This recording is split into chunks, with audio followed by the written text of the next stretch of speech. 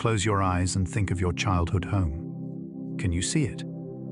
The color of the walls, the way light came through the windows, the smell of dinner cooking. It feels so real, doesn't it? So solid, so true. But here's something strange, that memory you're experiencing right now. It's not the same memory you had last time you thought about your childhood home. Every time you remember something, your brain rebuilds it, like taking apart a puzzle and putting it back together slightly differently. You're not watching a recording. You're creating right now, in this moment. What is memory really? Welcome to Sleepy Mind Lab. Tonight, we're going to explore one of the deepest mysteries of human experience, memory. Not just how it works, though we'll talk about that, but what it means. What it says about who you are, about truth, about the stories we tell ourselves. This is a journey that will take us through neuroscience and philosophy, through personal experience and cultural wisdom. We'll explore questions that have puzzled humans for thousands of years. And we'll sit comfortably with the fact that some of these questions don't have neat answers. You don't need to stay awake for all of this. In fact, the nature of memory means that even if you drift off, even if you only catch fragments, those fragments will weave into your own understanding in ways that are uniquely yours. That's how memory works. Not as perfect preservation, but as creative reconstruction. If you find peace in these reflections, I'd be grateful if you'd subscribe. Creating these explorations takes time, and your support helps me continue. Maybe leave a comment about your earliest memory if you're still awake. I read every one. But no pressure. For now, just rest. Let's begin with what we think we know about memory. And then, gently, we'll discover how strange it really is. The illusion of the archive. We carry a metaphor in our minds about how memory works. It's so intuitive, so seemingly obvious, that we rarely question it. We think of memory like a filing cabinet, like a hard drive, like a video camera recording our lives, storing the footage somewhere in our brains, ready to be played back when we need it. You experience something. Your first day of school, a conversation with a friend, the taste of your grandmother's cooking. Your brain records it, files it away, and years later, when you want to remember, you search through the files, find the right one, and replay it. It feels true because that's how it feels to remember. You close your eyes, you search your mind, and suddenly, there it is, the memory. As if you found it, retrieved it, pulled it out of storage. But this metaphor, comforting as it is wrong. Memory doesn't work like a filing cabinet. It doesn't work like a hard drive. It doesn't work like a video recording. And understanding why it doesn't, understanding what memory actually is, changes everything. Let me tell you about a woman named Elizabeth Loftus. In the 1970s, she was a young psychologist fascinated by memory, and she started doing experiments that made people deeply uncomfortable. In one study, she showed people footage of a car accident. Afterward, she asked them questions about what they'd seen. But she asked different groups slightly different questions. To one group, she asked, how fast were the cars going when they hit each other? To another group, how fast were the cars going when they smashed into each other? Just one word different. Hit versus smashed. The people who heard the word smashed estimated the cars were going faster. But that's not the strange part. A week later, Loftus brought everyone back and asked them another question. Did you see any broken glass in the video? There was no broken glass in the video. None. But the people who had heard the word smashed, they were more likely to say yes, they'd seen broken glass. The word smashed had planted a suggestion, and their brains unconsciously had woven that suggestion into the memory. They now remembered something that never happened. This wasn't lying. They genuinely remembered the glass. The memory felt real, because to their brains, it was real. Loftus went further. In another study, she convinced people they'd been lost in a shopping mall as children, an event that never occurred. She did this by having a trusted family member describe the fake event, adding details, encouraging the person to try to remember. And they did. About a quarter of people developed full, detailed memories of being lost in the mall. They could describe what they wore, how scared they felt, who found them. They remembered the texture of the experience, the emotions, the sensory details. None of it happened. These experiments were controversial. They made people angry. Because they revealed something unsettling. Memory is not a recording. It's a reconstruction. Every time you remember something, you're not pulling up a file. You're rebuilding the memory from fragments. Pieces scattered across your brain, woven together with what you know now, what you've been told since, what makes narrative sense, what feels emotionally true. Think about that childhood home you pictured at the beginning. Are you sure the walls were that color? Are you certain about where the furniture was? Have you seen photographs since then that might have altered the memory? Have family members told stories about that house that you've unconsciously absorbed into your own recollection? You can't know. Not really. This is true for all of us. Our memories are not pristine recordings of the past. They're stories our brains tell us about the past. Stories that change subtly every time we tell them. In courtrooms around the world, people take the witness stand and swear to tell the truth. They place their hand on a book and promise, "I will tell you what I saw, what I heard, what happened." And they believe they're telling the truth. They believe their memory is accurate. But the science tells us something troubling. Eyewitness testimony is shockingly unreliable. People misidentify strangers. They confidently remember details that never occurred. They're influenced by leading questions from lawyers, by photographs they've seen, by news coverage, by their own expectations about how events should have unfolded. And here's what makes it even more complex. The more confident someone is in their memory, the less reliable it tends to be. Confidence and accuracy don't correlate the way we think they should. You can remember something vividly, powerfully, with absolute certainty, and be completely wrong. This isn't a moral failing. It's not stupidity or dishonesty. It's just how memory works. Your brain is not designed to preserve the past with perfect fidelity. It's designed to extract meaning, to learn, to help you navigate the future. And sometimes, in service of that goal, it takes creative liberties with what actually happened. So if memory isn't a recording, what is it? Imagine instead that memory is more like a story you're constantly rewriting. You experience something, a conversation, a sunset, a moment of fear or joy. Your brain encodes certain elements of that experience, some sensory details, some emotional tones, some narrative structure. These elements get stored, not as a single file in one location, but as patterns across networks of neurons scattered throughout your brain. Later, when you want to remember, your brain reactivates these patterns. But it doesn't just replay them. It reconstructs them. It fills in gaps with what seems plausible. It adds context based on what you know now. It smooths out inconsistencies. It edits for coherence. Every time you remember, you're creating the memory anew. And here's the really strange part. The act of remembering changes the memory itself. When you recall something, the memory becomes temporarily unstable, plastic, open to revision. And when your brain restores it, it's been altered by the very act of remembering. It's like taking a photograph out of an album, looking at it and putting it back. Except each time you do this, the photograph changes slightly. The colors shift. Details blur or sharpen. The image you put back is not quite the same as the one you took out.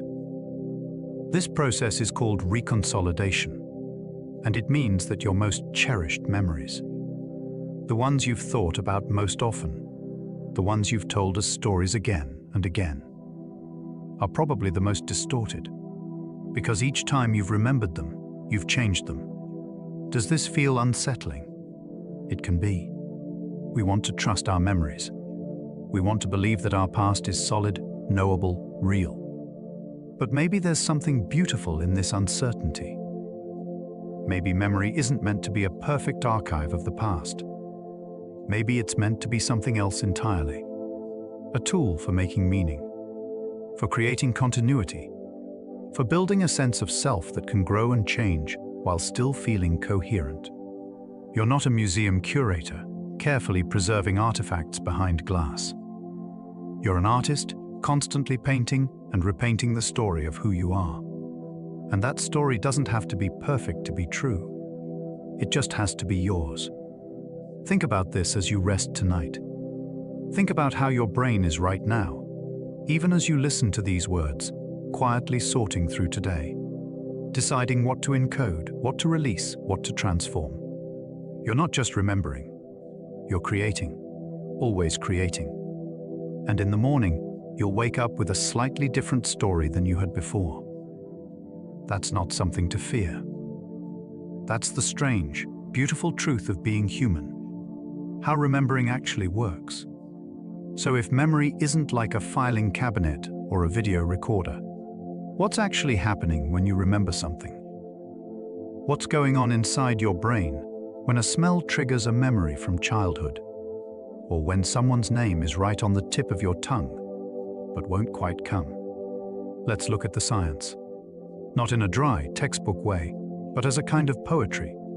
Because the truth of how memory works is stranger and more beautiful than any metaphor we've invented to explain it. Memory happens in stages. 3 of them, roughly. And understanding these stages helps us understand why memory is the way it is. Why some things stick and others fade. Why emotions make memories stronger. Why sleep matters so much. The first stage is called encoding. This is the moment of experience itself. Right now, as you listen to these words, your brain is deciding what to pay attention to, what to encode, what might matter later. But here's the thing, your brain can't encode everything.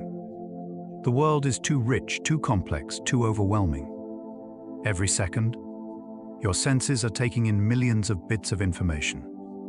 The texture of the sheets against your skin, the ambient sounds in your room, the temperature of the air, the subtle variations in my voice, your own breathing, your heartbeat, the countless thoughts drifting through your mind. If your brain tried to remember all of it, you'd be paralyzed, drowning in detail, unable to function. So your brain filters, ruthlessly. It pays attention to what seems important, what's novel, what's emotionally significant, what's relevant to your goals or survival. Everything else, let go. Released back into the void of the present moment, never to be recalled. This filtering happens unconsciously. You don't decide what to encode. Your brain decides for you, based on complex calculations of salience and significance that happen far below the level of conscious awareness. This is why you can drive home from work and not remember a single moment of the drive. Your brain encoded it. You couldn't have driven safely otherwise. But it never transferred that information into lasting memory. Why would it? You've driven that route 1,000 times. Nothing new, nothing significant. Let it go. But if something unexpected happens during that drive, a near accident, a beautiful sunset, a song that makes you cry, suddenly your brain sits up and pays attention. Encoding shifts from automatic to intentional. The memory gets marked as important. The second stage is consolidation. This is where things get really interesting. Consolidation is the process by which a fleeting experience becomes a lasting memory. It's the transformation from temporary to permanent, from fragile to stable. And much of this happens while you sleep. When you're awake, your brain is busy processing the present moment. It doesn't have the resources to carefully organize and store everything that happened during the day. That would be like trying to file paperwork while also answering phones, attending meetings, and putting out fires. You can't do both well. So your brain waits. And when you sleep, when the demands of the present moment finally quiet down, it gets to work. During certain stages of sleep, particularly deep sleep and REM sleep, your brain replays the experiences of the day, not consciously. You're not aware of it happening. But in the darkness of sleep, neural patterns that were active during the day reactivate, strengthening the connections between neurons, transferring information from temporary storage in the hippocampus to more permanent storage in the cortex. This is why sleep is so crucial for memory. It's not just rest. It's active processing. Your brain is sorting through the day, deciding what to keep and what to discard, integrating new information with old, finding patterns, making connections. When you're sleep-deprived, this process is disrupted. Memories don't consolidate properly. Learning is impaired. You forget things more easily, not because you didn't pay attention, but because your brain never got the chance to file them away properly. So right now, as you listen to this, drifting towards sleep, you're not just resting. You're preparing for one of the most important processes your brain performs: the quiet work of memory consolidation, the transformation of today's experiences into tomorrow's recollections. Trust that process. Let it happen. Your brain knows what to do. The third stage is retrieval. This is the act of remembering itself. The moment when you search your mind and, if you're lucky, the memory surfaces. But retrieval isn't simple either. It's not like typing a search term into a database and getting back exactly what you stored. It's more like assembling a jigsaw puzzle from pieces scattered across different rooms of a house. When you try to remember something, your brain activates patterns of neural activity that were present during the original experience. But these patterns are distributed. The visual aspects of the memory might be stored in visual cortex, the emotional aspects in the amygdala, the spatial context in the hippocampus, the semantic meaning in other regions entirely. Your brain has to gather all these pieces and reconstruct the experience. And in doing so, it fills in gaps, makes assumptions, smooths over inconsistencies. This is why retrieval is not the same as playback. You're not watching a recording. You're assembling a story from fragments. And the story you assemble depends on the context you're in, the mood you're in, what you've learned since the original experience. The same memory can be retrieved differently depending on the circumstances. If you're in a happy mood, you might recall the positive aspects of an event. If you're sad, the negative aspects might come to the forefront. Your current self is always shaping how you remember your past self. Now let's talk about the different types of memory, because not all memories are created equal. There's sensory memory, the briefest kind, lasting only seconds or less. This is the fleeting impression of what you just saw or heard, the afterimage of a bright light, the echo of a sound. Most of it vanishes immediately, never reaching consciousness. Then there's short-term memory, sometimes called working memory. This is what you're holding in your mind right now. The last few things I said, the thought you were just having, the name someone told you 2 minutes ago. Short-term memory is limited. You can hold about 7 pieces of information, give or take. And if you don't do something with those pieces, rehearse them, connect them to something meaningful, they'll vanish within seconds. Long-term memory is different. This is the vast repository of everything you know and remember. Your childhood, the capital of France, how to ride a bike, the feeling of your first kiss. Long-term memory has essentially unlimited capacity. You'll never run out of space. The problem isn't storage, it's retrieval, getting the information back out. And within long-term memory, there are crucial distinctions. Explicit memory is memory you can consciously recall. Facts, events, experiences. The kind of memory we usually mean when we talk about remembering. But there's also implicit memory. Memory without awareness. This is how you know how to tie your shoes without thinking about it. How you can ride a bike even though you can't explain the physics of balance. How you feel uncomfortable around someone without remembering why. Implicit memories are powerful. They shape your behavior, your preferences, your emotions.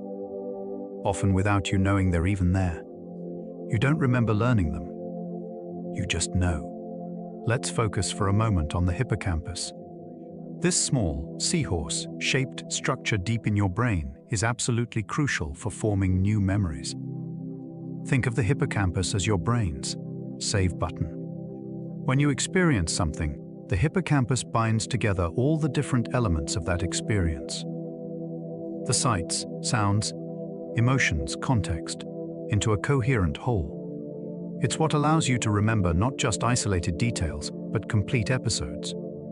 Without a functioning hippocampus, you can't form new explicit memories.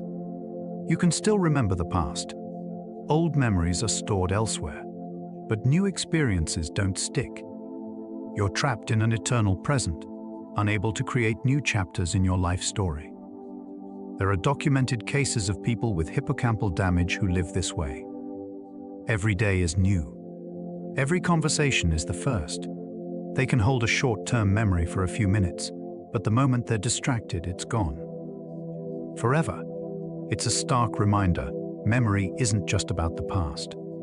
It's about continuity, about being able to learn from experience, about having a self that persists through time. And then there's the amygdala. This almond-shaped structure is involved in processing emotions, particularly fear, and it has a profound influence on memory. You've probably noticed that emotional experiences create stronger memories. Your first kiss, a moment of terror, the day someone you loved died. These memories are vivid, powerful, lasting. That's the amygdala at work. When you experience something emotionally intense, the amygdala signals to the rest of the brain, this matters. Pay attention. Remember this. It's an evolutionary adaptation. Our ancestors needed to remember dangerous situations. The watering hole where a predator lurked, the plant that made them sick. Emotional arousal marks memories as important, making them more likely to be encoded and consolidated. But this system isn't perfect. It doesn't distinguish between dangers that are truly life-threatening and situations that just feel intense. Which is why you might vividly remember an embarrassing moment from high school. Your amygdala treating social rejection as a survival threat. And sometimes, when the emotional intensity is overwhelming, the system backfires entirely. Instead of creating a clear, useful memory, it creates fragmented, intrusive, overwhelming ones. We'll talk more about this later, when we explore trauma. Here's something poetic to consider. Your memories don't live in a specific place. There's no memory center in the brain, no neural filing cabinet where experiences are stored. Instead, memories are patterns. Patterns of connection between neurons. When neurons fire together repeatedly, the connections between them strengthen. This is how learning happens. This is how memories form. The memory of your grandmother's face isn't stored in a single neuron. It's distributed across thousands, maybe millions, of neurons in different regions of your brain. The visual details in one area, the emotional associations in another, the semantic knowledge, her name, her relationship to you, somewhere else entirely. A memory is a pattern of activation across this distributed network. And when you remember, you're not retrieving a file. You're reactivating the pattern. This means memory is inherently creative. Every time you remember, you're rebuilding the pattern from scratch. And in the process, you might strengthen some connections, weaken others, add new associations, lose old details. Memory isn't static. It's alive. It changes every time you touch it. So what does all this mean for you, right now, as you drift towards sleep? It means your brain is doing exactly what it's supposed to do. Filtering the overwhelming complexity of today down to what matters. Preparing to consolidate those important moments into lasting memories. Getting ready to integrate new experiences with old knowledge, finding patterns, making meaning. You don't have to control this process. You can't, really. It happens automatically, quietly, in the depths of sleep. All you have to do is rest. Let go. Trust that your brain knows what to keep and what to release. And in the morning, you'll wake up changed. Not dramatically, not obviously, but changed nonetheless. Because the person who wakes up will carry memories that have been transformed by the night's work. That's the miracle of consolidation. The gift of sleep. The reason we don't stay who we were. Memory and identity. Here's a question that philosophers have wrestled with for thousands of years. Who are you? Not your name, not your job, not the roles you play, but you. The continuous thread of self that runs through your entire life. The thing that makes you the same person you were 10 years ago, even though almost every cell in your body has been replaced since then. Most people, if pressed, will say something like this: I am my memories. I'm the sum of my experiences, the story of my life. And this feels true. Your memories are deeply tied to your sense of self. When you think about who you are, you think about where you've been, what you've done, the moments that shaped you. But let's probe that idea a little deeper, because the relationship between memory and identity is stranger and more fragile than we like to admit. Imagine, for a moment, that you woke up tomorrow with no memories. None. Not your name, not your family, not your childhood, not yesterday. A complete blank slate. Your body would be the same. Your skills would remain. You could still speak, walk, read, maybe even play an instrument or solve math problems. Those are implicit memories, stored differently than the story of your life. But the narrative thread, the sense of who you are and how you got here, would be gone. Would you still be you? This isn't just a thought experiment. There are people who've experienced something like this. Severe amnesia, whether from injury or disease, can erase the autobiographical self, and what remains is puzzling. Some people with amnesia lose all personal memories but retain their personality, their preferences, their temperament, their way of relating to others. They don't remember their life, but they still feel like themselves. Others change dramatically. Without memories to anchor them, they become different people. New personalities emerge, different likes and dislikes. As if the self was indeed built from memories, and without them, a new self has to be constructed from scratch. So which is it? Are you your memories? Or is there something deeper, something that persists even when memory is lost? The truth, as usual, is complicated. Let's start with the philosophical tradition. There's a thought experiment proposed by John Locke in the 17th century. He asked, if your consciousness, your memories, your sense of self, were transferred into a different body, would you still be you? Most people say yes. It's not the body that makes you you. It's the continuity of consciousness, the unbroken thread of experience and memory. But then Locke pushed further. What if your memories were transferred into someone else? What if someone else woke up tomorrow with all your memories, believing themselves to be you, while you woke up with no memories at all? Who would be you? The person with your body, or the person with your memories? This question has no easy answer, but it reveals something important. We tend to believe that identity is psychological, not physical, that the self is made of memories and continuity of experience, not flesh and blood. But here's where it gets strange. Because we now know that memory is unreliable. That every time you remember something, you're reconstructing it. That your memories change over time, influenced by new experiences, by what you've been told, by what makes narrative sense. So if you are your memories, and your memories are constantly changing, then who you are is constantly changing too. This is both unsettling and liberating.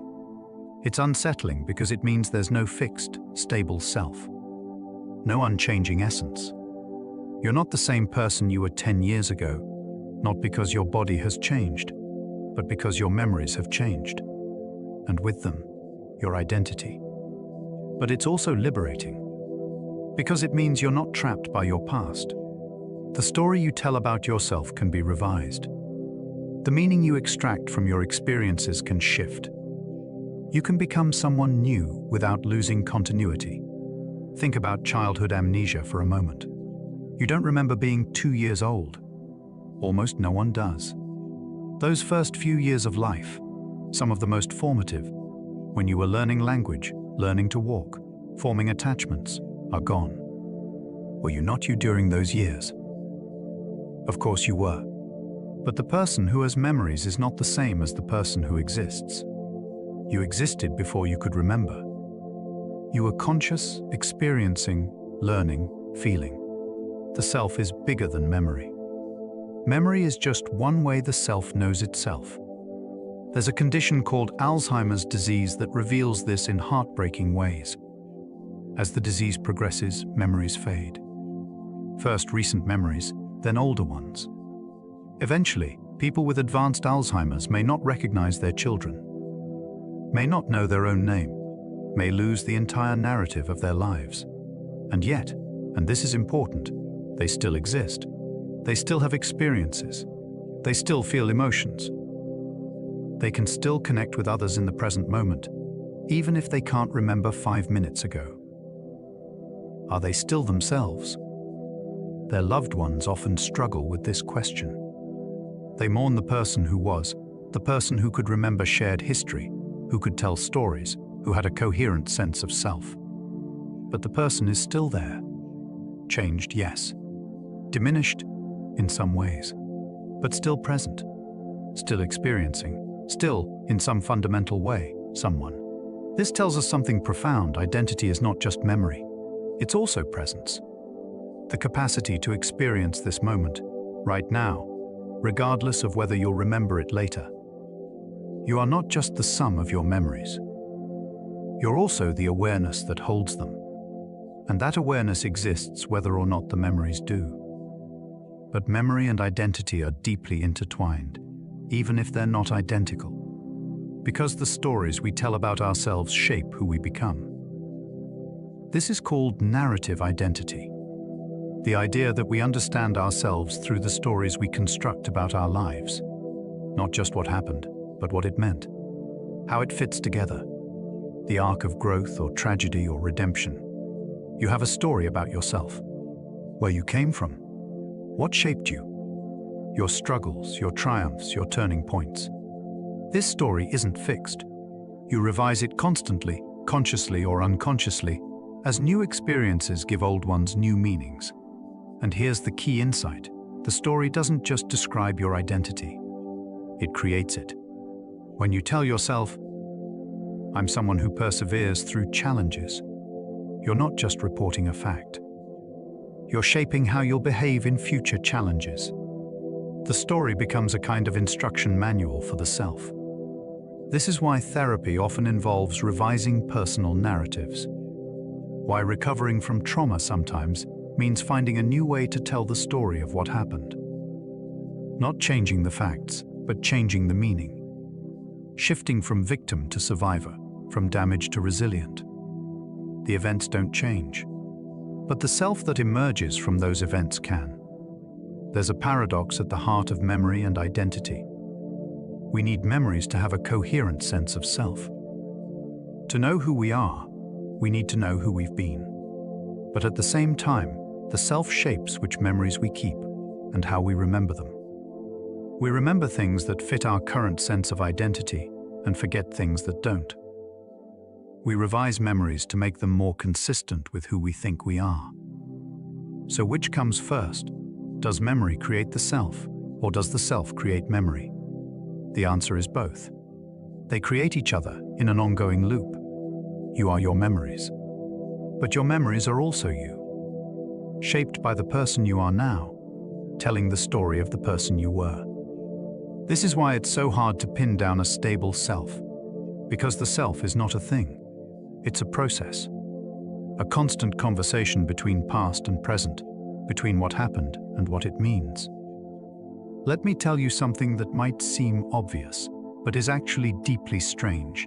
The person you remember being is not the person you were. You look back at yourself 10 years ago, and you see that person through the lens of who you are now. You judge their choices with knowledge they didn't have. You understand their emotions with concepts you've learned since. You attribute motivations that they may not have had. The you of 10 years ago was living in the present, making decisions based on incomplete information, feeling things without the vocabulary to name them. They were uncertain, evolving, figuring things out. But the you of now, looking back, sees a finished story. Decisions that led inevitably to consequences. Patterns that were obvious in hindsight. A coherent narrative where there was actually confusion. You don't remember who you were. You remember a story about who you were.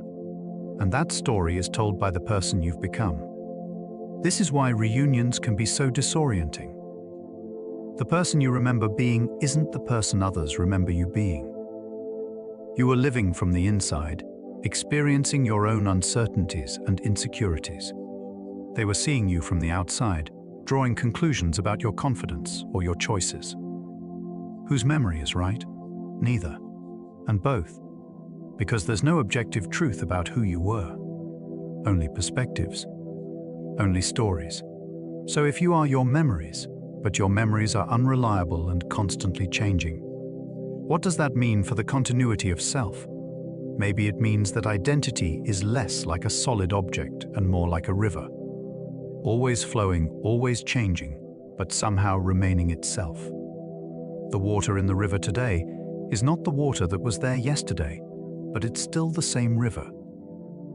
You're not the same person you were 10 years ago. Your memories have changed. Your body has changed. Your beliefs, your values, your relationships, all different. But there's continuity, a thread that connects past you to present you to future you. Not sameness, but connection. A story that keeps unfolding. And maybe that's enough. Maybe identity doesn't have to be stable to be real. Maybe being yourself means being in constant negotiation with who you were and who you're becoming. Here's a gentler way to think about it. You're not defined by any single memory. You're not trapped by any single story. Every memory you have is just one perspective on your past, one angle, one interpretation. And as you grow and change, those perspectives can shift. The embarrassing moment that haunted you for years. Maybe now you can see it with compassion. The person who hurt you. Maybe now you can understand what they were going through. The choice you regretted. Maybe now you can see the wisdom in it. You're not rewriting history. The events happened, but you're revising the meaning. And in doing so, you're changing who you are. This is the gift of memory's unreliability. It means you're not stuck. The past doesn't have to define you. Because the past as you remember it is always being remade by the present. Think about this tonight as you rest. Think about the fluidity of self. The way you're always becoming, never quite settled, never quite finished. Maybe that's not something to mourn. Maybe that's the beauty of being alive. You're not a fixed thing, you're a process. A story being told and retold, refined and revised, woven and rewoven. And tomorrow, when you wake, you'll be slightly different than you are now. Because tonight, as you sleep, your brain will be at work. Consolidating memories, making connections, integrating today into the ongoing narrative of your life. You'll be the same river, but with new water flowing. The art of forgetting. We spend so much time worrying about forgetting. We write things down, set reminders, repeat names to ourselves hoping they'll stick. We fear memory loss, whether from aging or disease. We treat forgetting like failure. But what if forgetting is not a bug in the system, but a feature? What if the ability to forget is just as important as the ability to remember? What if, in fact, forgetting is essential to being human? Let me tell you about a man named Solomon Cherysheevsky. In the 1920s, he came to the attention of a Russian neuropsychologist named Alexander Luria. Cherysheevsky was a journalist. and his editor had noticed something strange. He never took notes during meetings. But later, he could repeat entire conversations word for word. Not just the gist, the exact words, in order. Luria tested him extensively. He could memorize lists of hundreds of items and recall them perfectly, even years later. He could remember enormous strings of numbers, complex formulas, poetry in languages he didn't understand. His memory appeared to be unlimited. At first, this seemed like a gift, a superpower. Imagine never forgetting anything you read, anything you experienced, any conversation you had. But as Luria got to know Cherysheevsky, he realized it wasn't a gift. It was a curse. Cherysheevsky's life was overwhelmed by detail. When he heard a word, he didn't just understand its meaning. He saw vivid images, colors, textures associated with every past encounter with that word. His mind was cluttered with an infinite accumulation of trivial details that he couldn't suppress. He struggled to think abstractly, to generalize, to understand metaphor. Because his memory was so concrete, so specific, he got lost in particulars. He couldn't see the forest for the trees, because every individual tree demanded his attention with perfect clarity.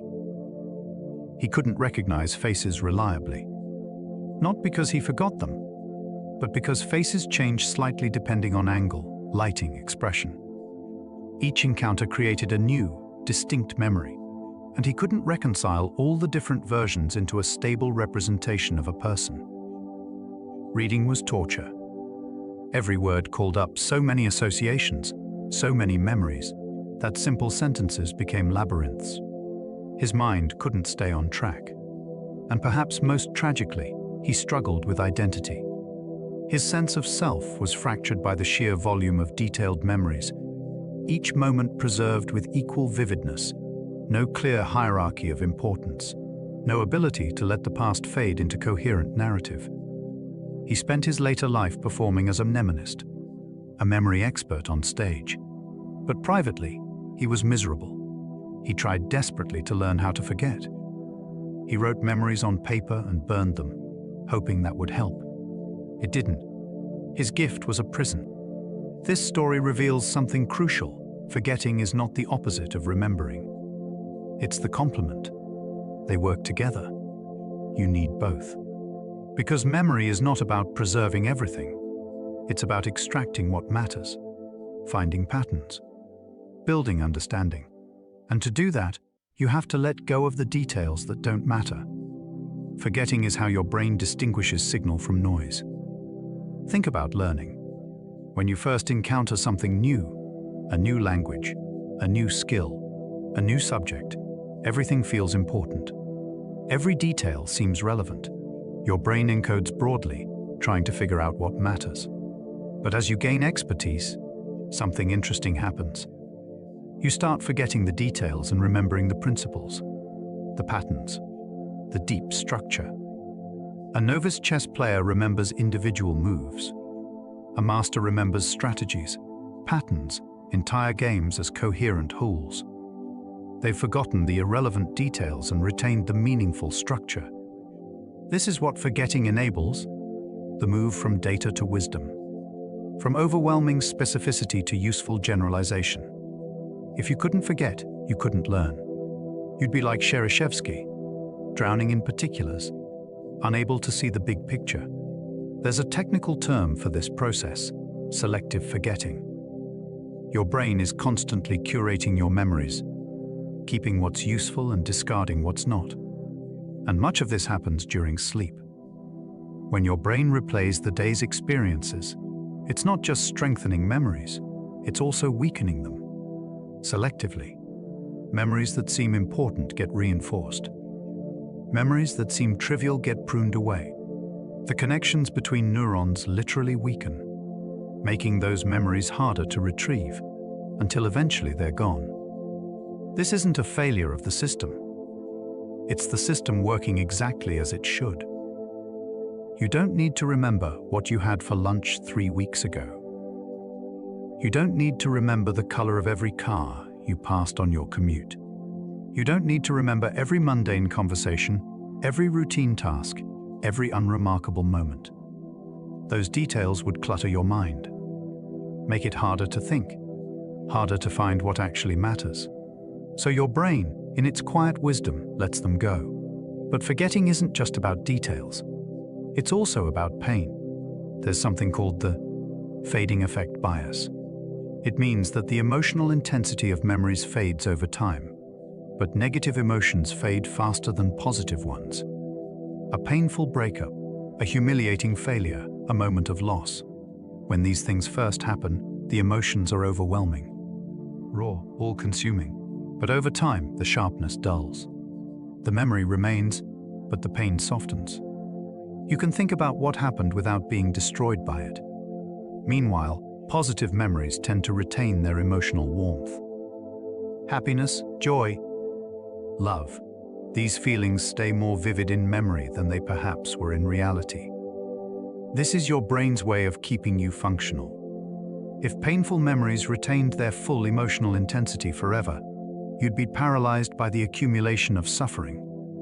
Every loss, every failure, every moment of fear would remain as fresh and devastating as the day it happened. You couldn't move forward. You couldn't take risks.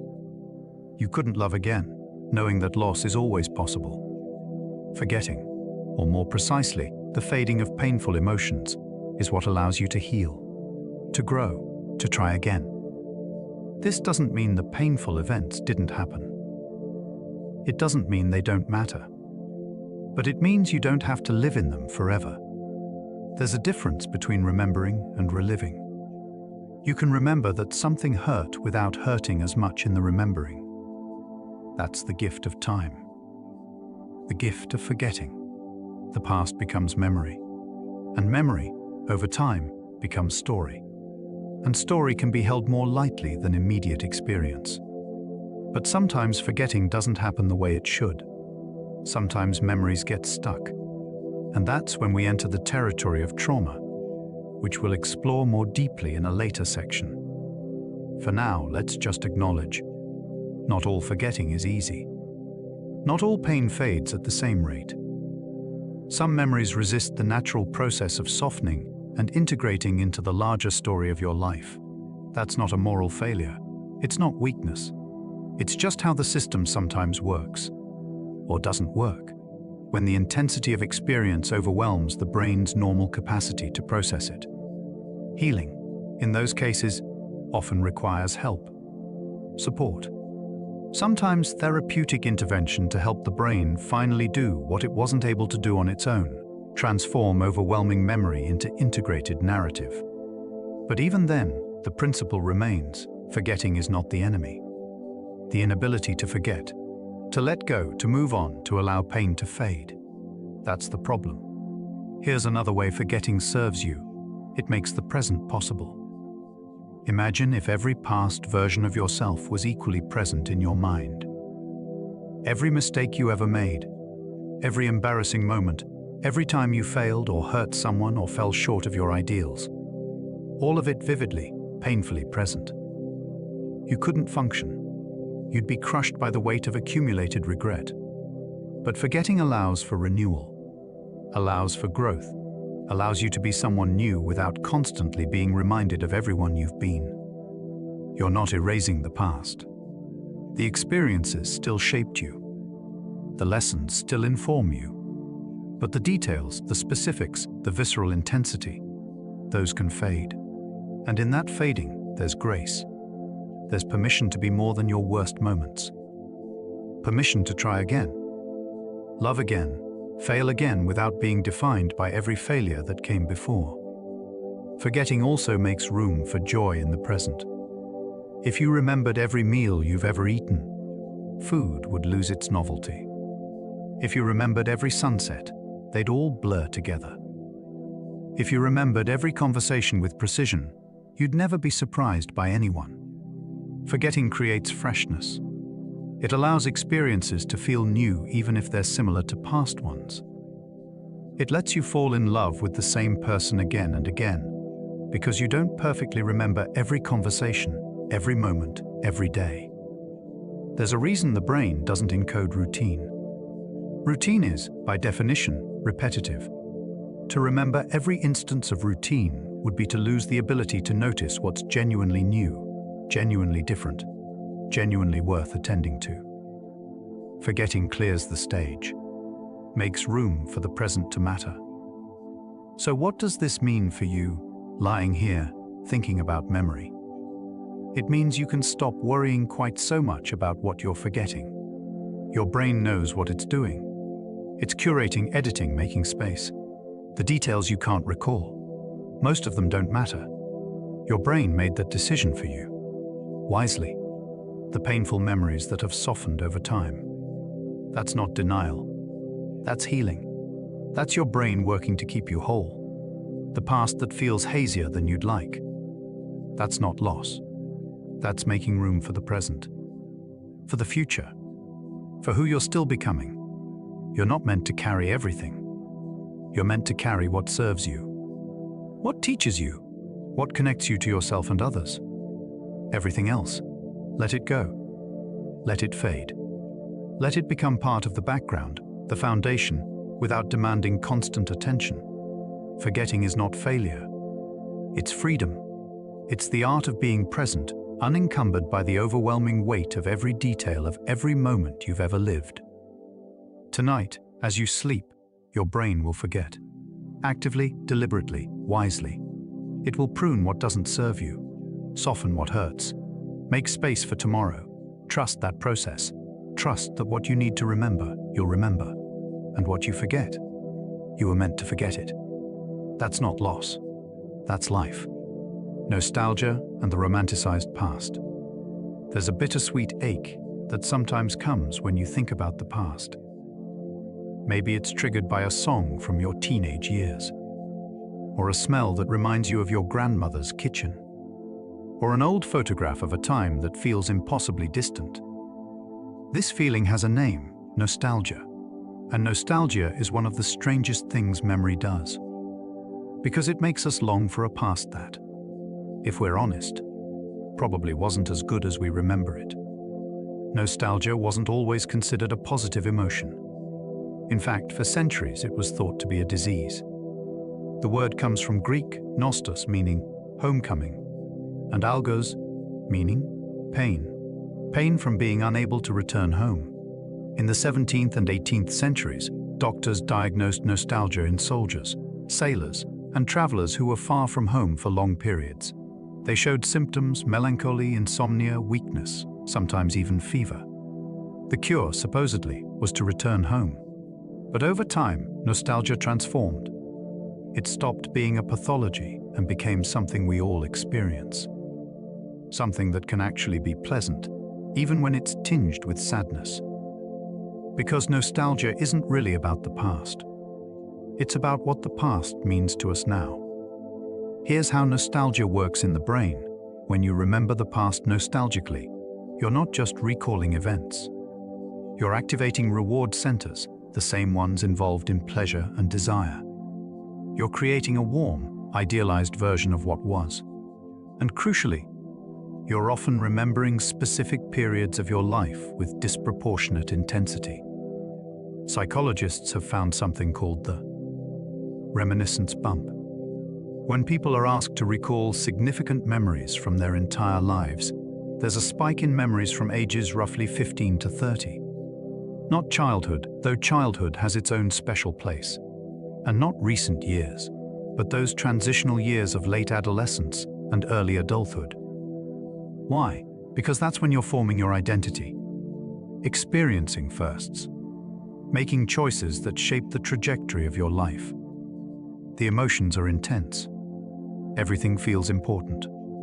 And so, years later, when you think about the past, you disproportionately think about those years. They glow with significance. They feel like the real, you emerging. But here's the trick memory plays. It emphasizes the highs and softens the lows. The excitement, the freedom, the possibility, those stay vivid. The anxiety, the confusion, the pain, those fade. You remember the best party, not all the lonely nights. The summer romance, not the heartbreak. The feeling of infinite potential, not the paralyzing fear of the future. Nostalgia is memory with a filter. Instagram for the past. There's actually a cognitive bias at work here called the fading effect bias, which we touched on earlier. Negative emotions associated with memories fade faster than positive emotions. This means that over time, the past genuinely does seem better than it was. Not because you're lying to yourself, but because the pain has faded while the joy remains relatively intact. You remember your childhood summers as endless and carefree. You forget the boredom, the petty cruelties of other children, the times you felt left out or misunderstood. You remember your first job as exciting and full of possibility.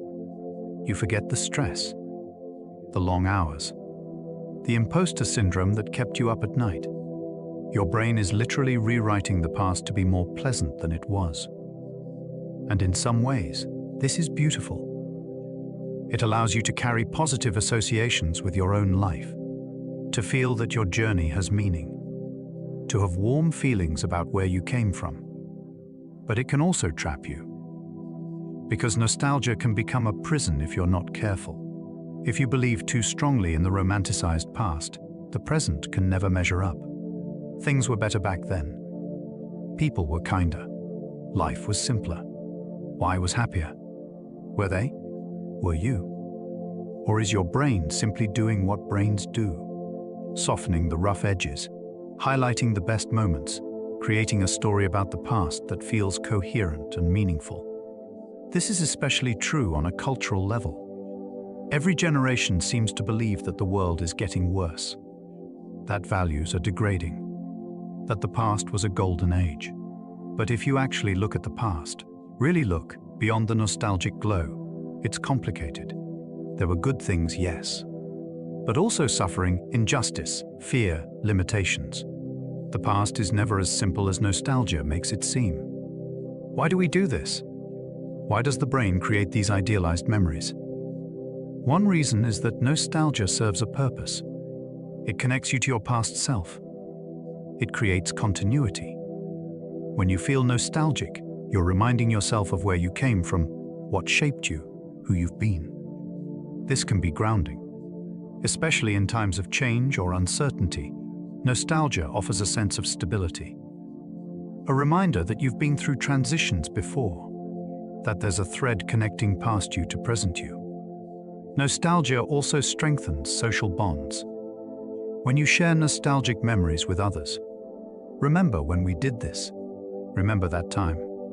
You're reinforcing your connection, creating shared history, building collective identity. And on a personal level, nostalgia can actually improve mood. Studies have shown that engaging in nostalgia can reduce loneliness, increase feelings of social connectedness, even boost optimism about the future. It's as if by looking back at good times, you're reminding yourself that good times are possible, that you've experienced joy before and can experience it again. But there's a shadow side. Nostalgia can also be a form of avoidance, a refusal to engage with the present. If you spend too much time longing for the past, you miss what's happening now. You compare every new experience to an idealized memory, and it falls short. You become stuck, unwilling to move forward because forward means leaving the past behind. There's also the danger of what's called declinism, the belief that things are getting worse, that the world is in decline, that the past was objectively better. But this belief is often rooted in nostalgia, not reality. The past seems better partly because you were younger. Your parents took care of you. You had fewer responsibilities. The world felt safer because you were sheltered from its complexities. And partly because your brain has edited out the difficulties.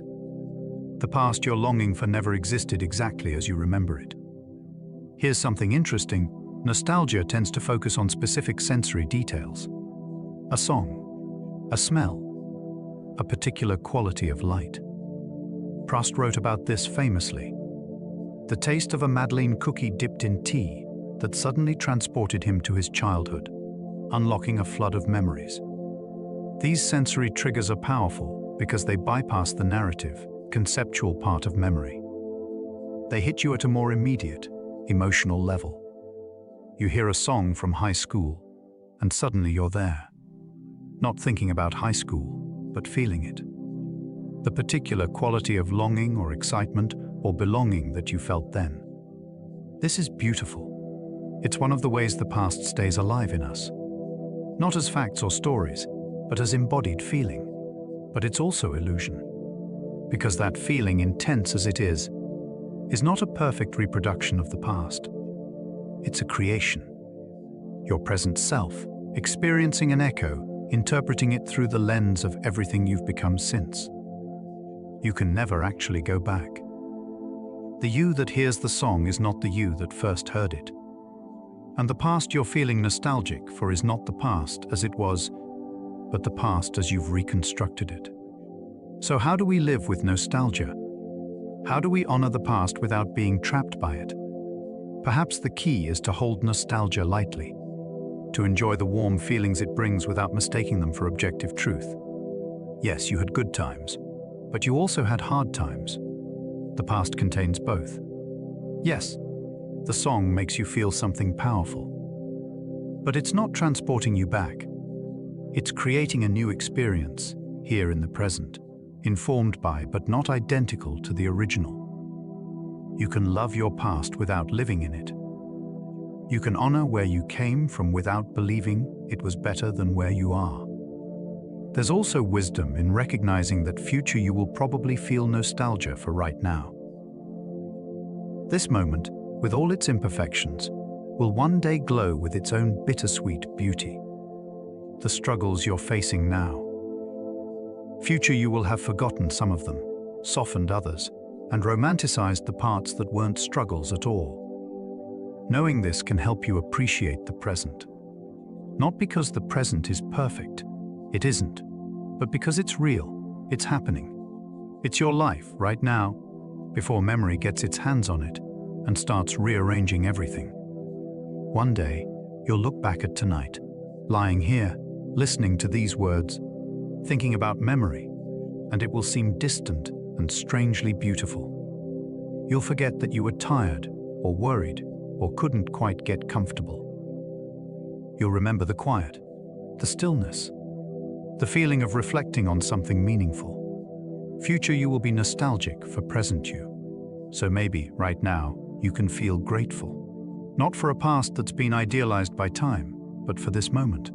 Imperfect, unedited, real. Nostalgia is one of memory's most beautiful tricks. It takes the raw material of your life, the messy, complicated, often painful experience of actually living, and transforms it into something you can love. That transformation is a gift, but it's not the same as truth. And the present, your actual life, happening right now, deserves your attention too. Not just as future material for nostalgia, but as the only moment you ever truly have. Memory, trauma, and healing. We need to talk about the memories that don't fade. The ones that won't let go. The ones that come back unbidden, unwanted, as vivid and painful as the day they were formed. We need to talk about trauma.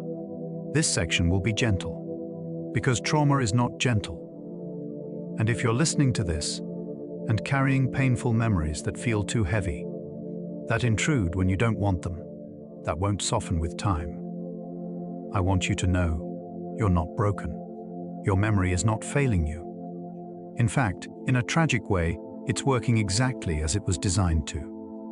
Just in circumstances it was never meant to handle. We've talked about how memory usually works: encoding, consolidation, retrieval. And we've talked about forgetting, how the emotional intensity of memories naturally fades over time, allowing pain to soften, allowing you to move forward. But traumatic memories are different. When something overwhelmingly painful or frightening happens, abuse, violence, catastrophic loss, witnessing horror, the normal process of memory formation can get disrupted. The amygdala, which processes emotion and fear, goes into overdrive. It marks the experience as maximally important danger, threat. Remember this at all costs. Meanwhile, the hippocampus, which would normally help integrate the experience into your life narrative, contextualizing it with time and place and meaning, can become overwhelmed. The result is a memory that's fragmented, intensely sensory, sounds, smells, images, bodily sensations, but lacking coherent narrative structure. A memory that doesn't feel like a story from the past. A memory that feels like it's happening right now, every time it surfaces. This is the hallmark of post-traumatic stress disorder, or PTSD. Memories that won't consolidate properly, that remain stuck in an activated, high-intensity state. Instead of fading into the past, these memories intrude into the present, triggered by sounds, smells, situations that bear even superficial resemblance to the original trauma. And when they're triggered, you don't just remember, you relive. The fear, the helplessness, the pain, all as fresh as it was in the moment of trauma. Your body goes into fight or flight mode. Your heart races. You might freeze or flee or react defensively. Not because you're choosing to, but because your nervous system has been hijacked by a memory that feels like present danger. This is not weakness. This is not being unable to get over it. This is the brain's alarm system stuck in the on position, unable to distinguish between then and now. Why does this happen? Why do some experiences create these stuck memories while others fade normally? It has to do with the intensity of the experience relative to your capacity to process it. Your brain has systems for processing difficult experiences, for integrating them, for making sense of them, for filing them away as past events that informed you but don't define you. But trauma overwhelms those systems. The intensity is too great. The resources, internal or external, for processing are insufficient. And so the memory doesn't get integrated. It gets stored in a raw, unprocessed form. Think of it like digestion. Your body can digest and extract nutrients from most foods. But if you consume something your system can't break down, something toxic or simply too much at once, it causes problems. It doesn't get properly metabolized. It stays in a problematic, unintegrated state. Traumatic memories are like that. Too intense to be metabolized by the normal processes of consolidation and integration. There's another complexity with trauma. Sometimes people don't remember it at all. When the experience is too overwhelming, the brain's response might be to dissociate, to disconnect from the experience even as it's happening, to essentially not encode it as memory in the normal sense. This is a protective mechanism. If you can't escape the situation physically, your mind escapes psychologically. You go somewhere else. You feel numb. You watch from a distance, as if it's happening to someone else. Later, you might have gaps in your memory. A sense that something happened, but no clear recollection. Or fragmented images without context. Or just an unexplained feeling of dread or unsafety. This is not repression in the Freudian sense. The mind deliberately pushing things down. It's more like the memory was never fully formed in the first place. The encoding process was disrupted by dissociation. And then the question becomes, is it better to remember or not remember? There's no easy answer. Sometimes not remembering allows you to function, to survive, to move forward without being constantly re-traumatized. But sometimes the lack of clear memory creates confusion, self-doubt, a haunting sense that something is wrong without knowing what. Healing from trauma, when memories are stuck or fragmented, often requires help. Specialized therapy that can guide the process of finally integrating what couldn't be integrated at the time. There's a therapy called EMDR, eye movement desensitization and reprocessing, that helps people reprocess traumatic memories. By activating the memory while doing bilateral stimulation, as like moving your eyes back and forth, it seems to help the brain finally consolidate the memory properly, to file it away as past rather than present, to reduce the emotional charge. The science isn't entirely clear on why it works, but for many people, it does. The memory remains. You don't forget what happened, but it loses its power to overwhelm you. It becomes just a memory, a sad or frightening thing that happened, but no longer a living threat. There's also narrative therapy, working with a therapist to tell the story of what happened over and over until it becomes integrated into your life story, until you find language for it, context for it, meaning. Not that the meaning makes it okay, but meaning can transform a senseless, overwhelming experience into something that fits into the larger narrative of your life. Something that happened to you but doesn't define you. One of the compassionate truths about trauma is this: your reactions make sense. If you're hypervigilant, scanning for danger, unable to relax, that makes sense. Your nervous system learned that the world is dangerous. It's trying to protect you. If you avoid places or people or situations that remind you of what happened, that makes sense. Your brain is trying to keep you safe from being re-traumatized. If you feel numb, disconnected, unable to feel joy, that makes sense. Your system is overwhelmed. It's in shutdown mode, conserving resources. None of these responses are failures. They're adaptive. They helped you survive. The problem is they keep running even after the danger has passed, even when they're no longer serving you. Healing isn't about forcing yourself to stop these responses. It's about slowly, gently, helping your nervous system learn that it's safe now, that the past is past, that you can gradually let go of the defensive posture. This takes time. It takes patience. Often it takes support from others who understand. But it is possible. People heal from trauma, not by forgetting, though sometimes memories do fade, but by transforming their relationship to the memory, by moving from reliving to remembering. There's something else worth saying. Not all painful memories are trauma. Grief, heartbreak, regret, loss, these hurt deeply. But they're not the same as trauma. The difference is in how the memory functions. Does it intrude involuntarily? Does it feel like it's happening in the present? Does it trigger overwhelming physical reactions? Or is it painful to remember, but still clearly in the past? Something you can think about when you choose to, that makes you sad but doesn't overwhelm you. The distinction matters because healing looks different depending on which you're dealing with. Grief, heartbreak, regret. These heal through the normal process of time, through letting yourself feel the pain, express it, be supported by others, and gradually integrate the loss into your story. The pain softens. It doesn't disappear, but it becomes bearable. It becomes part of you without consuming you. Trauma, when memories are stuck, often needs more active intervention, because time alone doesn't do it. The memory stays active, intrusive, overwhelming. Knowing the difference can help you know what kind of support you need. But whether it's trauma or grief or simply painful memory, there's a universal truth. You don't have to carry it alone. Our memories exist not just in individual brains, but in relationships. When you tell someone your story, when they witness your pain, when they sit with you in it, that's part of healing. Because pain that's witnessed is different from pain that's hidden. Pain that's shared is different from pain that's borne alone. You don't have to share everything with everyone, but somewhere, with someone.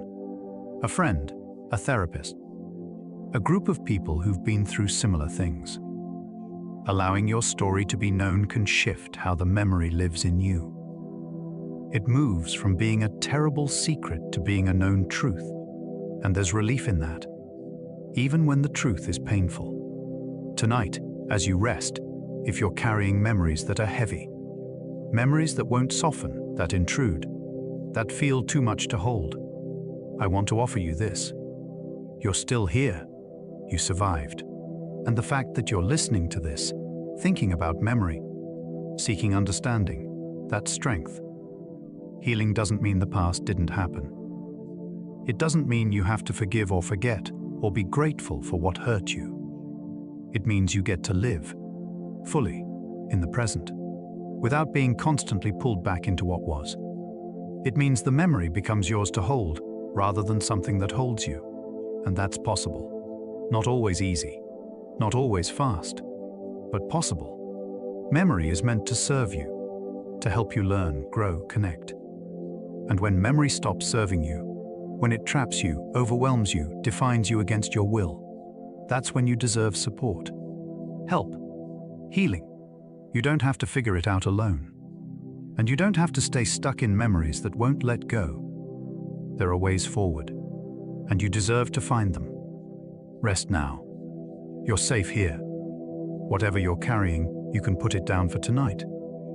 You can come back to it tomorrow if you need to. But for now, just rest. Collective memory and shared stories. Memory isn't just personal. It's also collective, shared, cultural. We don't just remember as individuals. We remember as families, communities, nations. And this shared memory, collective memory, shapes us in ways we rarely stop to consider. Think about your family stories, the ones that get told at gatherings, the time your grandmother did something outrageous, the story of how your parents met, the funny thing you said when you were 3. These stories get repeated, refined, embellished, probably, and over time, they become part of the family mythology. Not just facts about what happened, but the stories that define who your family is. The rebellious grandmother becomes a character, a role model, a reminder that your family values independence. The story of your parents meeting becomes a romance, a lesson about fate or persistence or luck. Your childhood quote becomes evidence of your precocious nature, your particular personality. These stories aren't just memories. They're identity. They tell you where you come from, what your family values, what's expected of you. And here's the strange part. You might not even remember some of these events. But because they've been told to you, about you, you've absorbed them. They feel like your memories, even if they're really your family's memories that you've inherited. This is how collective memory works. It blurs the line between what you actually remember and what you've been told, between your experience and the shared narrative. On a larger scale, cultures have collective memories too. Founding myths, historical events that everyone knows about, shared triumphs and traumas that define national identity. In the United States, there's the collective memory of the Revolutionary War, the Civil War, World War II. Each of these is remembered not just as historical fact, but as narrative, as story, as meaning, and different groups remember these events differently. What one group sees as liberation, another sees as loss. What one group celebrates, another mourns. Collective memory is not objective, it's interpretive. It's the story a group tells itself about its past. And that story shapes the group's identity, its values, its sense of who it is and where it's going. But collective memory is fragile in interesting ways. Unlike individual memory, which lives in a brain, collective memory lives in culture. In stories passed down, in rituals and commemorations, in monuments and memorials, in books and films and songs. If the transmission breaks, if a generation stops telling the stories, collective memory can be lost.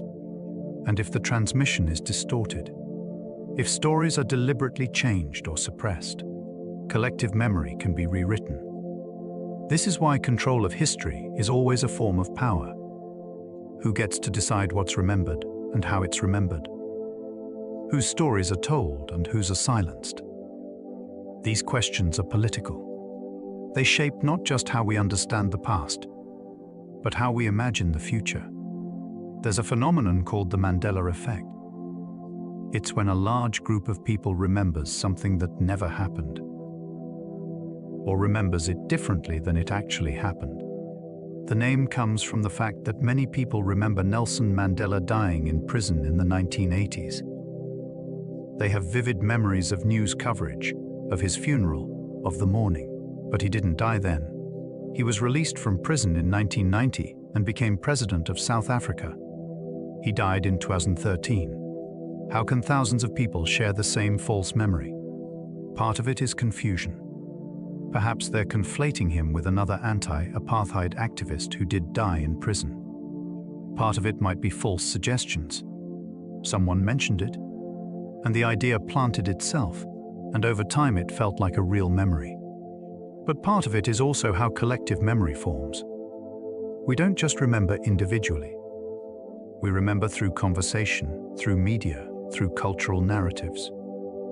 And sometimes those collective processes create false consensus, a shared misremembering that feels true because so many people share it. Other examples, many people remember the children's book series as Berenstain Bears, rather than the correct Berenstain Bears. Many remember a movie where the comedian Sinbad played a genie, but no such movie exists. These false memories spread because memory is social. We don't just store information individually. We check our memories against what others remember. And if enough people remember something a certain way, we conform. We assume our version must be right because it's the shared version. Oral traditions, the way cultures preserved history before writing, relied on this collective remembering. Stories were told and retold, generation after generation. And in the telling, they changed. Details were added or lost. The meaning shifted. But there was wisdom in this. Because oral traditions weren't trying to preserve facts with perfect accuracy. They were trying to preserve meaning. To transmit values, lessons, identity. A story might change over time, but if the meaning stayed intact, the tradition was preserved. Think of myths. Every culture has them. Stories of creation, of heroes, of how things came to be. These stories weren't historical records. They were memory in a different sense. Cultural memory. The kind that teaches you who your people are and what they believe. And they survived because people kept telling them. Kept adapting them to make them relevant to new generations. The details could shift, but the core remained. In the modern world, we have new forms of collective memory. Photographs, video, the internet. And these seem more reliable, don't they? More objective. A photograph captures exactly what was there. A video recording can't lie. Except they can. Not the recording itself, maybe, but the way we interpret it. The way we remember it. You watch footage of a historical event. Later, when you remember that event, what do you remember? The actual footage. Or your interpretation of it. The narrative you've constructed around it. The way it's been discussed in media and culture since. Even objective records become subjective in memory, because memory is always reconstruction, always interpretation. There's also the question of what gets remembered at all. What gets recorded, preserved, commemorated.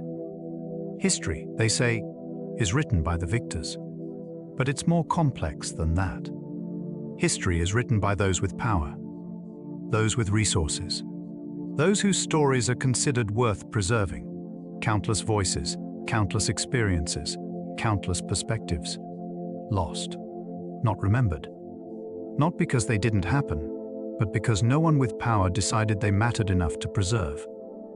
Collective memory is always incomplete, always biased towards certain perspectives. And when marginalized groups fight for their stories to be heard, to be remembered, to be included in the collective memory, they're not just asking for acknowledgement. They're fighting for existence. Because to be forgotten collectively is a kind of erasure. If your story isn't part of the shared memory, if your experiences aren't commemorated, taught, passed down, then it's as if you weren't here. As if your life didn't matter. Collective memory is how groups persist through time.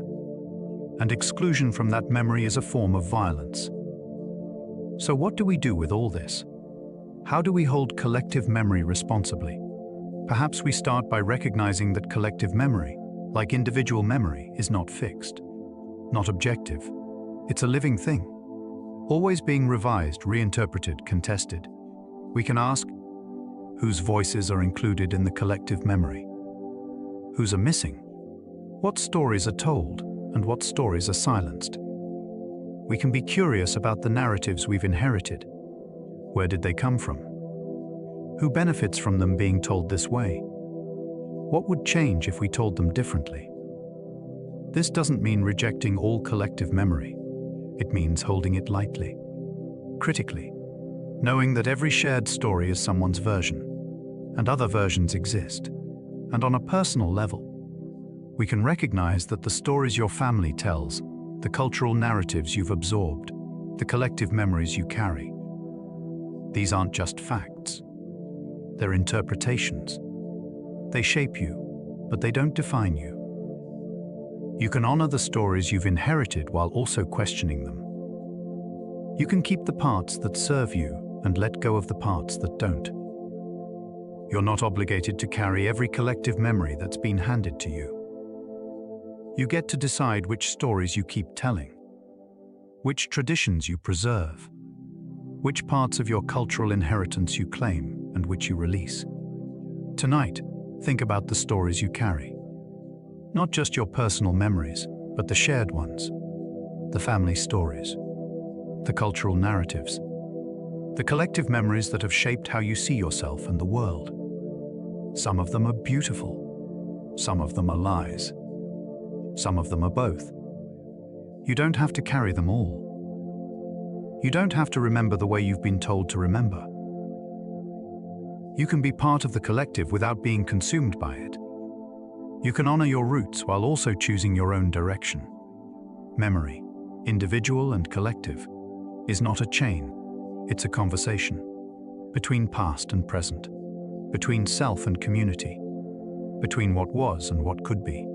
And you're part of that conversation, always have been, always will be, the mystery of the first memory. Here's a question that might seem simple but opens into profound mystery. What's your first memory?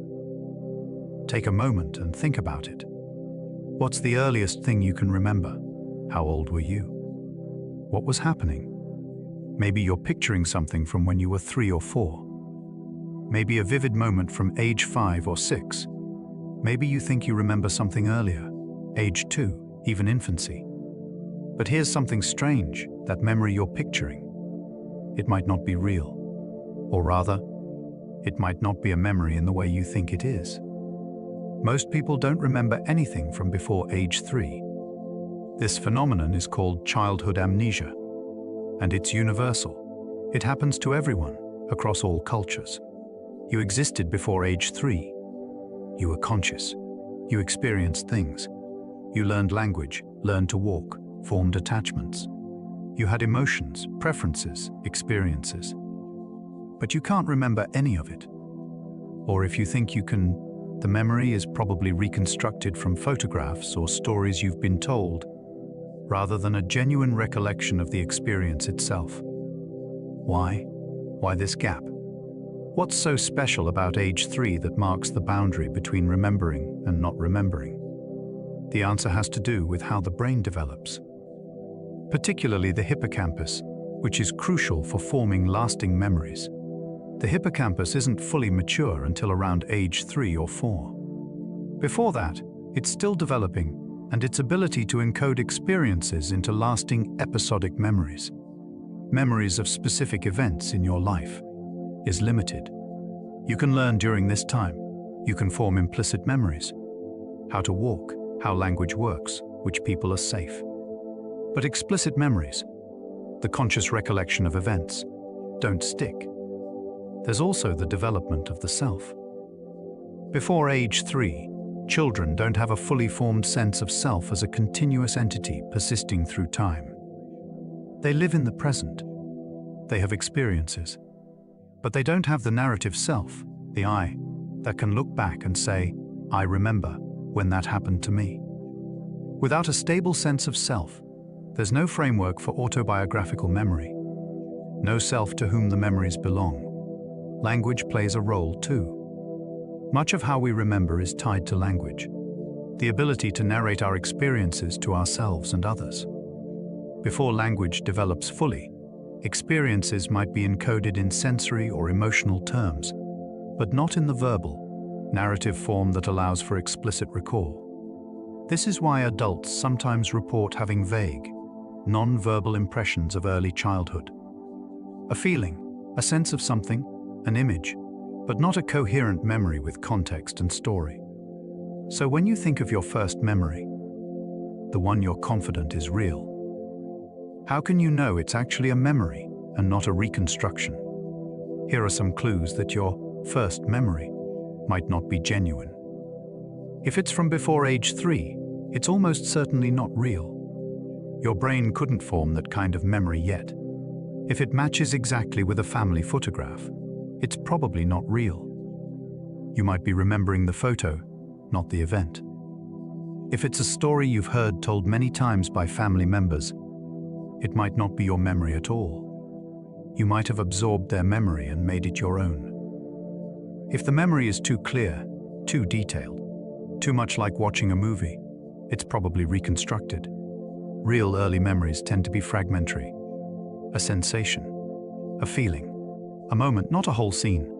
This is humbling, isn't it? The beginning of your conscious life, the emergence of the self that would become you. Mostly forgotten, inaccessible. You don't remember becoming you. And yet, those experiences shaped you. The attachments you formed, the sense of safety or danger you internalized, the ways you learned to relate to the world. All of that is still there. Not as explicit memory, but as implicit learning. As patterns laid down in your developing brain. You don't remember, but you're still affected. There's something philosophically profound here. If you can't remember your earliest years, were you really you during that time?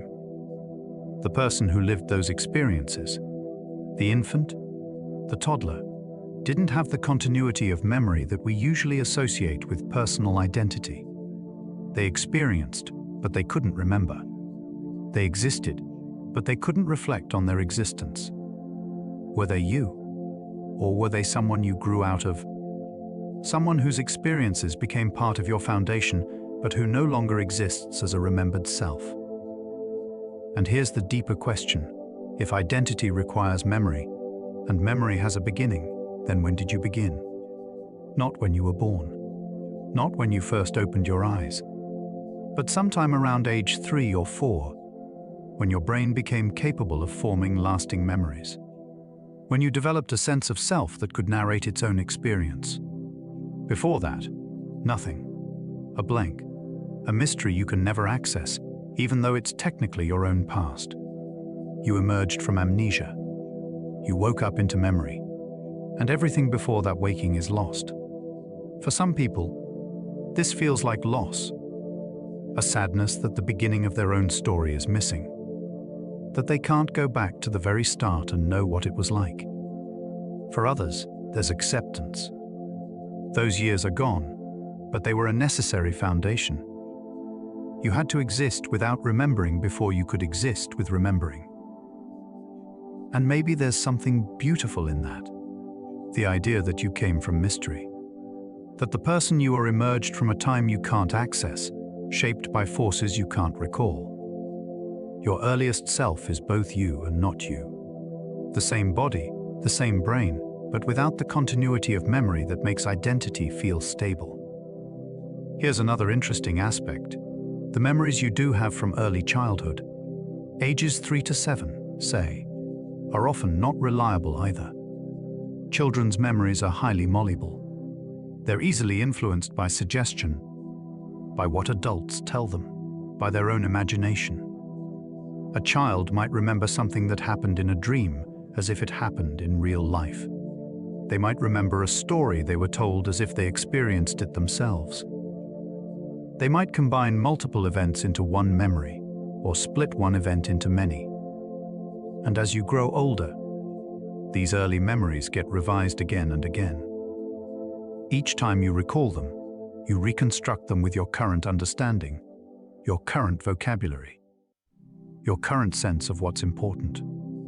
The memory of being 5 years old that you have now, as an adult, is not a 5-year-old's memory. It's an adult's reconstruction of what you think a 5-year-old might have experienced. The real experience, whatever it was, is long gone.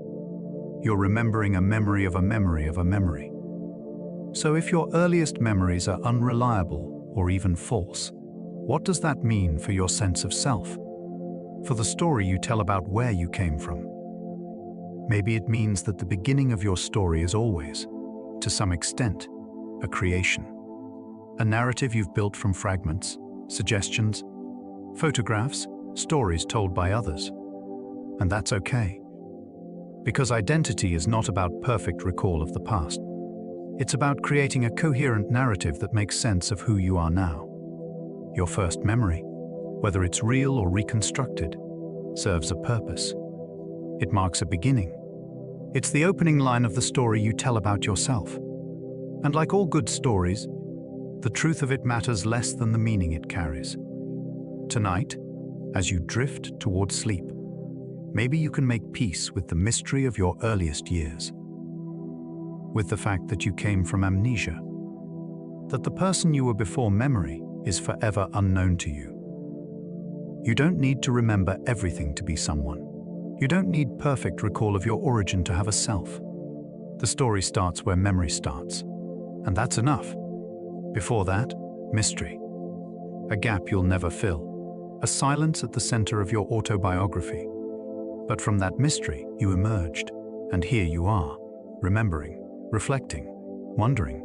That's the miracle. Not that you remember the beginning, but that there was a beginning at all. That from amnesia, consciousness arose. That from the blank, a story began to be written, and it's still being written. Every day, every memory you form, every experience you'll one day look back on and reconstruct into narrative. You're always beginning. The first memory is always now.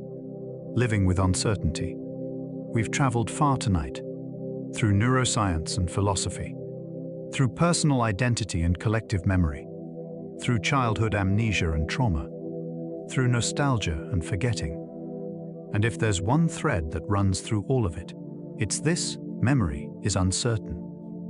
You can't fully trust your memories. You can't know for sure what really happened. You can't separate what you actually experienced from what you've been told, what you've imagined, what your brain has filled in or edited out. This can feel unsettling. We want to trust our memories. We want to believe that the past is knowable, that our life story is real, that we have solid ground beneath our feet. But the science tells us otherwise. The past is not solid. Memory is not a recording. And the story you tell about your life is always, at least partly, a fiction. So how do we live with that? How do we make peace with the unreliability of memory? First, by recognizing that everyone is in the same situation. Your memory is unreliable. So is everyone else's. That person who remembers the argument differently than you do. They're not lying. They genuinely remember it that way. Their brain has reconstructed the event with different details, different emotional emphasis, different narrative spin. Neither of you has the true version. You both have versions. Stories your brains have told based on fragments, influenced by your respective perspectives and subsequent experiences. This is humbling. It means you can't claim absolute certainty about the past. You can't say, "This is how it was," and be sure you're right. But it's also liberating. It means you don't have to defend your version as the only truth. You can hold it more lightly. Say, "This is how I remember it," instead of, "This is how it was." That one shift, from claiming objective truth to acknowledging subjective memory, can change relationships, can reduce conflict, can create space for multiple truths to coexist. Second, by recognizing that memory's unreliability doesn't mean nothing is true. It just means truth is more complicated than we thought. Yes, your memories are reconstructed. Yes, they change over time. Yes, they're influenced by emotion and suggestion and the need to create coherent narrative. But they're not random. They're not pure fantasy. They're based on something that happened. Some experience you had. Some event in your life. The details might be wrong. The interpretation might shift. But the essence, the emotional truth, the meaningful core, is real.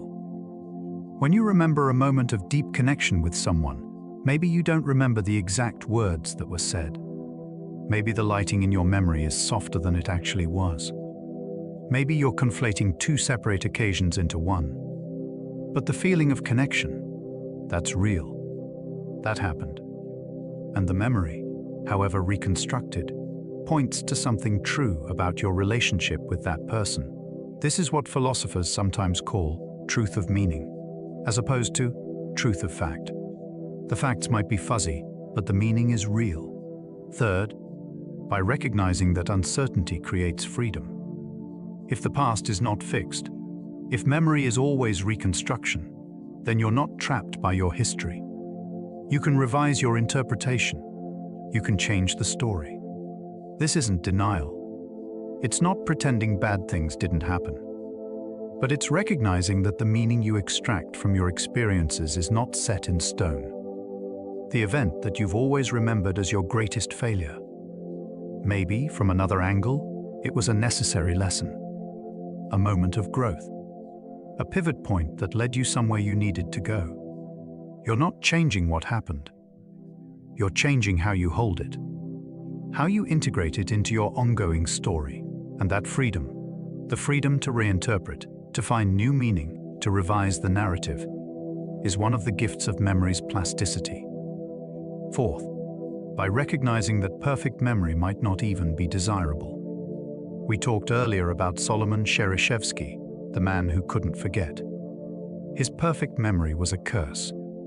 It trapped him in detail, prevented abstraction, made it impossible to let the past recede into background.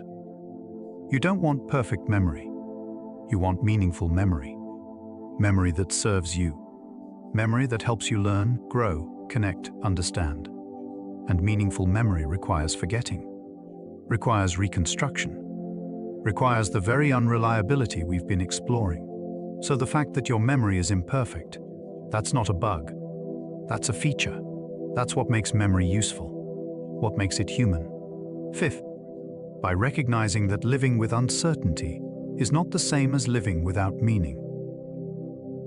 Just because you can't be absolutely sure of your memories doesn't mean they don't matter. They matter enormously. They're how you make sense of your life, how you know yourself, how you connect with others. You don't need certainty to have meaning. You just need enough coherence to create a workable narrative. A story that feels true, even if it's not perfectly accurate. Your life doesn't have to be a documentary to matter. It can be a story. And stories are allowed to change in the telling. So here's what living with uncertainty looks like. You hold your memories lightly. You acknowledge that they're your version of events, not the definitive truth. You're curious about how others remember the same events. Not defensive, not insisting on your version, but genuinely curious about their perspective. You give yourself permission to reinterpret your past as you grow, to find new meaning in old experiences, to revise the narrative in ways that serve your present self. You don't judge yourself for forgetting. You recognize that forgetting is how your brain creates space, maintains sanity, allows you to focus on what matters now. You're compassionate with yourself when memories are painful. You don't expect to get over it on a timeline. You allow for the complexity of memory, the way some things fade and others don't, the way healing isn't linear. And most of all, you recognize that memory is not about preserving the past with perfect fidelity. It's about creating meaning, about building a sense of self that can grow and change while still maintaining continuity. You're not an archivist. You're an author, always writing and rewriting the story of your life. Does this mean truth doesn't matter? Does it mean anything goes, that you can just make up whatever story you want about your past? No, because there are limits. There are facts that constrain interpretation. There are events that happened, people who were present, consequences that followed. You can't revise away the reality of harm done or suffered. You can't rewrite history to absolve yourself of responsibility or to erase injustice. But within the constraints of reality, there's enormous freedom in how you interpret, in what you emphasize, in what you choose to carry forward and what you choose to let fade. The story has to be honest. But honest doesn't mean unchanging.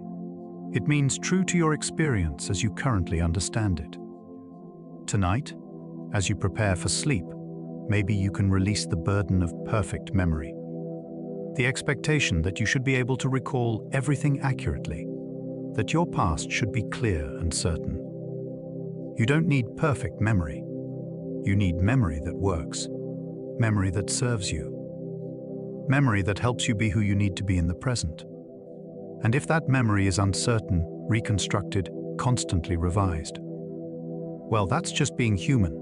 That's just being alive. We've been on a long journey tonight, through the science of memory, the philosophy of identity, the complexities of trauma and healing, the mysteries of childhood and collective remembering.